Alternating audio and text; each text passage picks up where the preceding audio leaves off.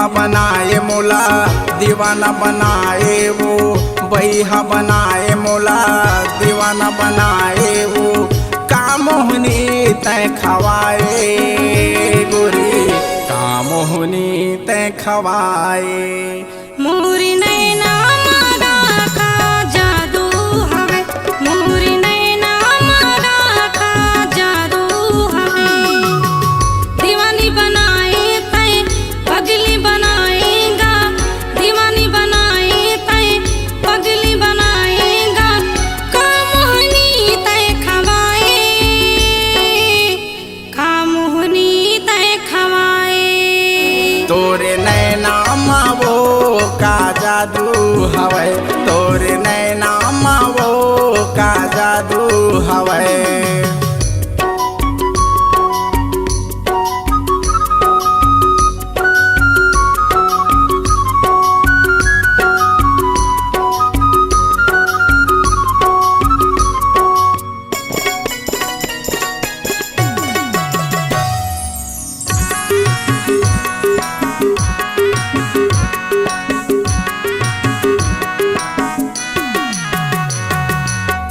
जब ले देखे मैं हो गया तोर दीवाना वो, तोर खातिर मैं हाँ बैठ हाँ कुमारा वो। मिठ मिठ गोठिया के डोरा मोला तय फसाए, बन ठन के तय हमोर गली आए रे।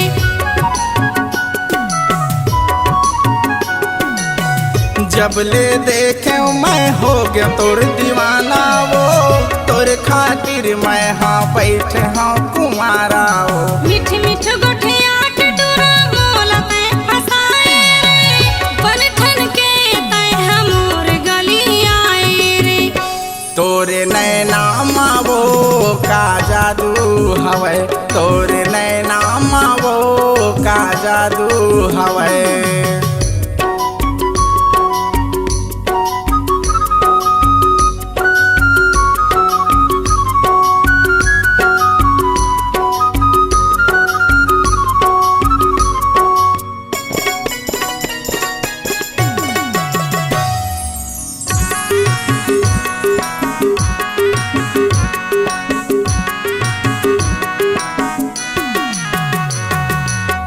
मोर मायाल को छोड़ तो नहीं जाबे तय, बिच नदिया में डोंगा बोर तो नहीं देबे तय। जिंदगी भर रानी साथ मैं निभाऊं वो, खवाले क्रिया मैं छोड़ के नहीं जाऊं वो।